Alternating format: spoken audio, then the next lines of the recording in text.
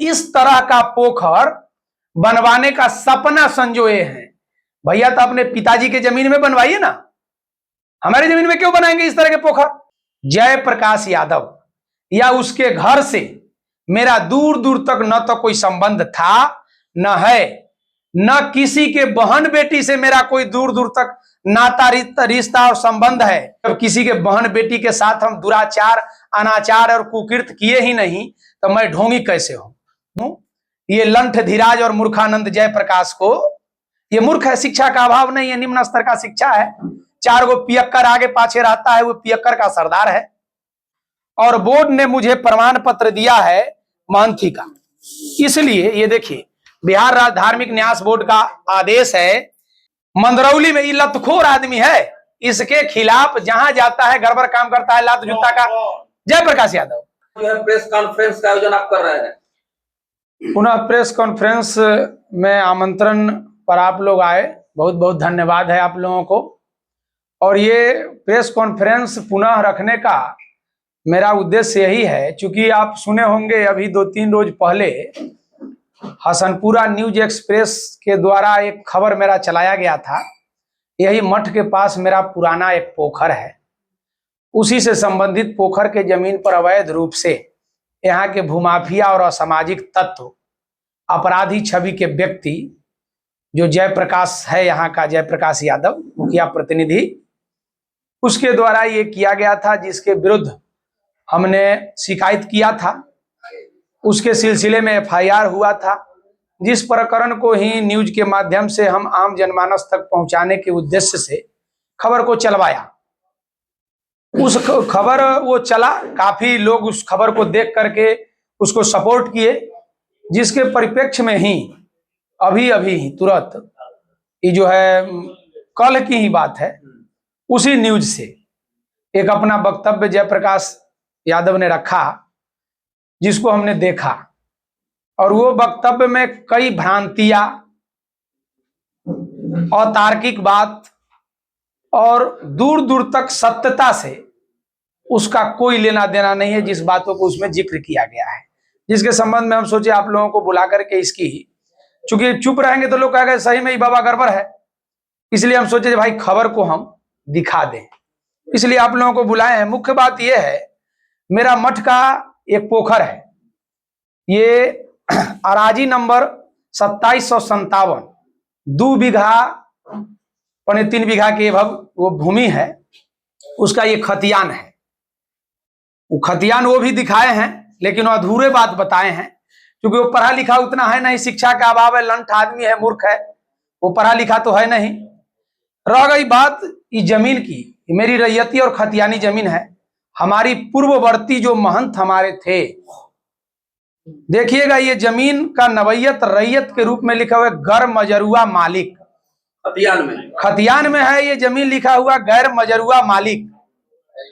इसके मालिक के कॉलम में जब जाएंगे तो यहां लिखा हुआ है महंत साधु गोसाई, यानी इस मौजे के, इस हलके के जो उस समय के मालिक थे वो साधु गोसाई थे, जो हमारे पूर्ववर्ती मठाधीश थे। और उस जमीन के वर्तमान समय में भी आपको हम वर्ष 13 का एक प्रतिवेदन अंचला अधिकारी हसनपुरा का हम दिखाना चाहेंगे। 29/7/13 का एक अंचला अधिकारी का ये जांच रिपोर्ट है। इसमें अंचला अधिकारी ने स्पष्ट रूप से सारे स्थिति को उद्धृत करते हुए उन्होंने रिपोर्ट दिया है, ये सर्वे के समय से मठ के अधीनस्थ भूमि है, मठ का पोखर है। और वर्ष 1956 में मठ के पूर्व में जो साधु थे भोज गोस्वामी, चेला साधु शरण गोस्वामी, उनके नाम से इस जमीन का जमाबंदी 56 में कायम हुआ। उनके मरणोपरांत मठ के जो मठाधीश थे, उनके बाद हमारे पूज्य गुरुदेव आचार्य महंत गुरु प्रसाद गोस्वामी बतौर जमाबंदी, दाखिल खारिज जमाबंदी 89-90 के आदेश, जो भू हदबंदी भू अर्जन पदाधिकारी जो होते हैं यहाँ DCLR भूमि सुधार सिवान, उनके आदेशानुसार जमाबंदी कायम आचार्य महंत गुरु प्रसाद गोस्वामी के नाम से हुआ। और वो जमाबंदी आज भी कायम है और चल रहा है। अभी देखिएगा आज ही हम इसका रसीद कटवा करके लाए हैं। यही भूमि जिसका जमाबंदी नंबर 323, खाता 99, खेसरा 2757 ये भूमि है। ये जमीन मेरा खतियानी भी था, मलिकाना भी था जिस समय मठ की जमींदारी थी, और वर्तमान समय में जमाबंदी भी क्रिएट है हमारे महंत जी के नाम से, और अभी हम उसका लगान बिहार सरकार को भी दे रहे हैं। ये कह रहे हैं सरकारी भूमि है। ये सिद्ध करे ये भूमि सरकारी कैसे है। इनके विरुद्ध अभी ये फेसबुक पर हम देखे हैं, मेरा मोबाइल फेसबुक पर देखे हैं, एक फोटो AI द्वारा जनरेट करके एक पोखर के सौंदर्यीकरण का रूप दे करके ये इस तरह का पोखर बनवाने का सपना संजोए हैं। भैया तो अपने पिताजी के जमीन में बनवाइए ना, हमारी जमीन में क्यों बनाएंगे इस तरह के पोखर। आज जब बनाएंगे आपको समर्थन और सपोर्ट हम भी करेंगे, आप बनाएंगे तो।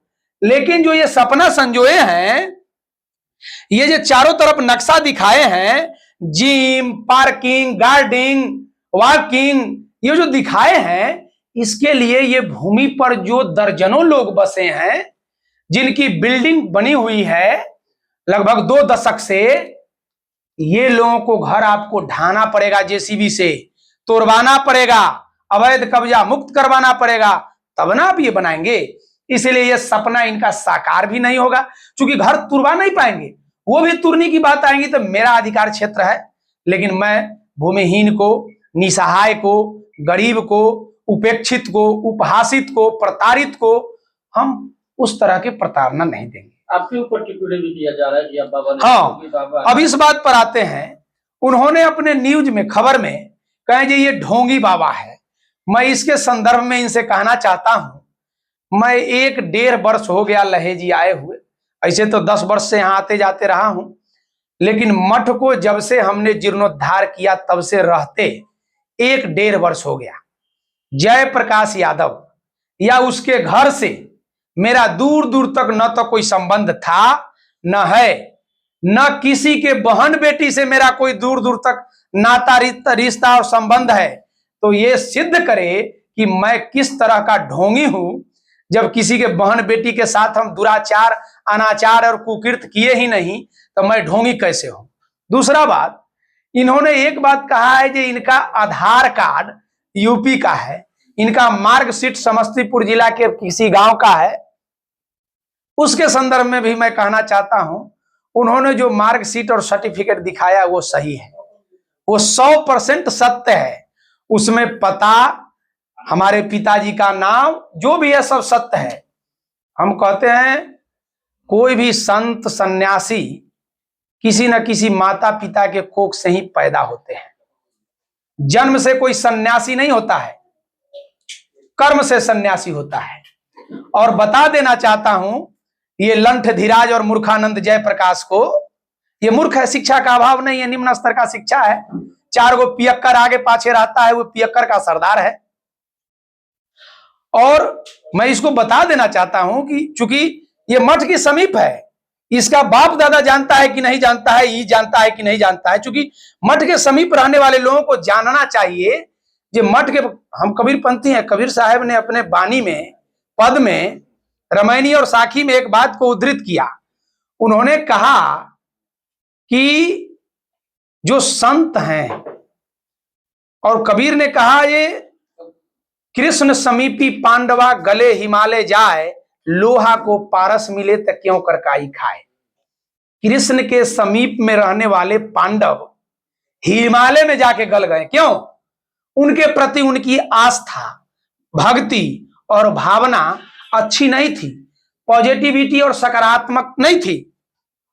जिस तरह इसका भावना मठ के प्रति और हमारे प्रति सकारात्मक नहीं है, तो इस मूर्ख को हम कितनों समझाएंगे, ये समझेगा नहीं। कबीर साहब की एक पंक्ति आई है, मूर्ख के समझावते ज्ञान गांठ को जाए, मूर्ख के समझावते ज्ञान गांठ को जाए, कोयला होए न उजरा 100 मन साबुन खाए।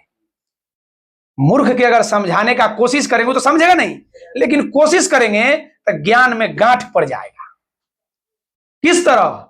जिस तरह अकाट्य कोयला जो होता है, उसमें अगर 100 मन भी साबुन रगड़ दीजिए, शैम्पूल रगड़ दीजिए, फिर भी कोयला के रंग काला से सफेद या उजला नहीं होगा, उसी प्रकार ये मूर्ख को समझाया नहीं जा सकता है। अब आते हैं मुद्दा पर, आधार कार्ड और मार्कशीट। ये बात सत्य है, मेरा बचपन का नाम रोशन कुमार था, इसलिए इनके द्वारा जो भी लगाए गए आरोप ये सब अनर्गल है, झूठा है, बेबुनियाद है, इसमें कोई सत्यता नहीं है, ये सब झूठ है, यही मेरा कहना है। अच्छा बाबा, एक आरोप है कि आप लोग साधु के रूप में, लोग बोल रहे हैं कि साधु के रूप में घूमते हैं ये लोग। हाँ, एक बात और आई है इस पर कि ये आर्म्स लेके चलते हैं। आपसे बता देना चाहते हैं, मेरा देश भर में 1100 शाखा मठ है। मैं वर्तमान में धार्मिक न्यास बोर्ड के द्वारा प्रमाणित महंत हूं और बोर्ड ने मुझे प्रमाण पत्र दिया है महंती का। इसलिए ये देखिए, बिहार राज्य धार्मिक न्यास बोर्ड का आदेश है, इसके ये आदेश जो है सो पत्रांक संख्या 2219 दिनांक 12/12/2025, इसके द्वारा मुझे महंत का प्रमाण पत्र मिला है धार्मिक न्यास बोर्ड से। मूल मठ धनौती का, यहाँ का नहीं, ये तो झोपड़ा है, ब्रांच और शाखा है। मुख्य मठ का मैं मठाधीश हूं, ये धार्मिक न्यास बोर्ड का आदेश है। ये जो कहते हैं हमको ये आर्म्स लेके चलते हैं, ये अपराधी हैं। मैं आपसे बता देना चाहता हूं, देश भर में मेरी जमीनी संपत्ति है और विवाद है, तो क्या हमारे पीछे भूमाफिया गुंडा व्यक्ति है? जयप्रकाश, ये एक वर्ष पुरानी घटना आपको 1.5 वर्ष बताना चाहता हूं। गुलाबवती देवी थाना एमएच नगर में एक आवेदन दी थी और इस आवेदन के परिप्रेक्ष्य में एफआईआर हुआ और न्यूज पेपर है, ये देखा जाए। ये महिला के साथ जयप्रकाश यादव, उसका पिता गोरख यादव और उसका एक भतीजा, ये सब लोग जबरदस्ती किया, उसको मारना चाहता था, रूम में बंद करके उसके साथ दुराचार, दुर्व्यवहार और अनैतिक क्रिया करने का प्रयास किया गया, जो थाना एमएच नगर में एफआईआर है।